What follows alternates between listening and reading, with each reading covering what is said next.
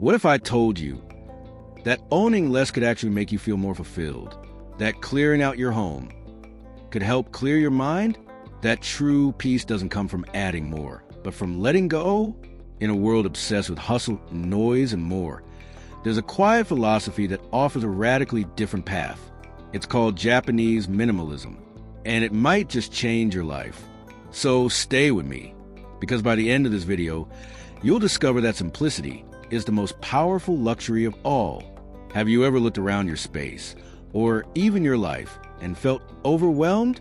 Like everything's just too much? Too fast? Too noisy? Too cluttered? What if there was a way to slow it all down? To create space, not just on your shelves, but in your soul? Let's dive in.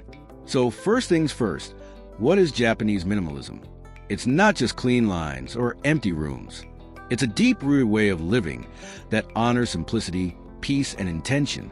Sure, maybe you've heard of Marie Kondo, but Japanese minimalism goes way beyond organizing drawers.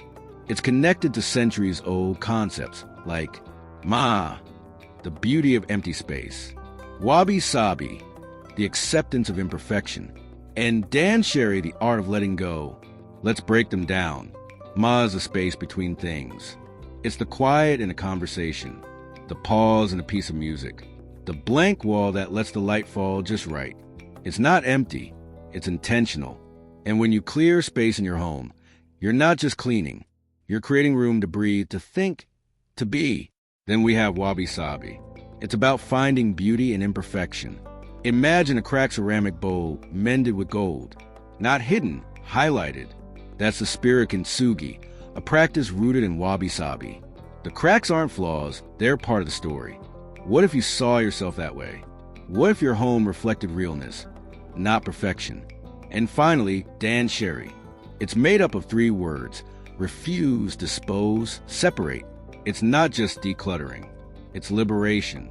It's choosing what to keep and bravely letting go of what no longer serves you. Not someday, now.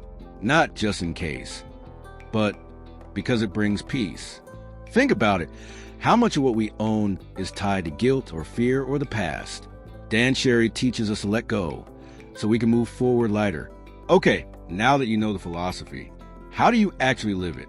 In the next part, I'm going to walk you through exactly how to apply Japanese minimalism in your home, your habits, and even your mind.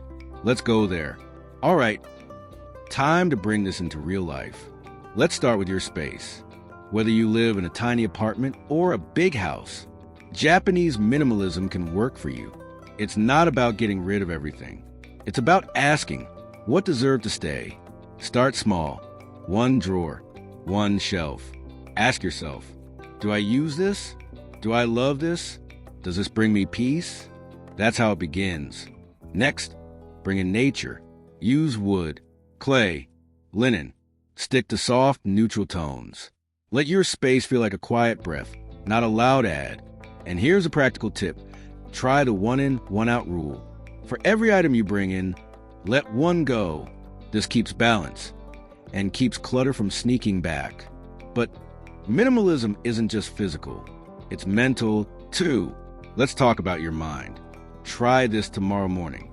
Instead of grabbing your phone, sit in silence. Drink warm water. Write 1 clear intention. No noise, just presence. That's a minimalist mind. Then look at your commitments. You don't have to do everything. Say no more often. Choose depth over quantity. And here's a big one, digital Danshari. Delete what you don't use. Mute what doesn't matter. Simplify your screen. It simplifies your brain. Minimalism isn't about rules or cold, empty rooms. It's about freedom. And the most radical freedom today is to choose less. Less stuff, less noise, less pressure, more space, more clarity, more you. And in the last part, we'll look at how this isn't just a lifestyle, it's a legacy. Let's talk about how Japanese minimalism helps you live and leave a meaningful life. Minimalism isn't a one-time event. It's a way of being. It's not just about what you own. It's about who you are. Ask yourself, am I living on purpose or on autopilot? Start creating space on your calendar. Leave white space. Say no, guilt-free. Make room for joy. And here's a powerful question to carry with you. Is this essential? Use it every day. Before a purchase, before a plan, before you say yes. Let your life be designed for use, not for show. Live quietly, clearly, meaningfully, and let that inspire others without ever saying a word. Japanese minimalism doesn't ask you to give everything up. It asks you to come back to what really matters, because you're not your things. You're not your titles.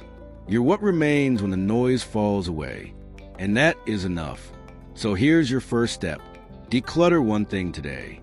Say no to one thing. Or simply take 1 minute to breathe. Then tell me in the comments, what did you let go of and how did it feel? And if this resonated with you, hit that subscribe button for more simplicity, more calm, more life, because less is never empty. Less is full of meaning.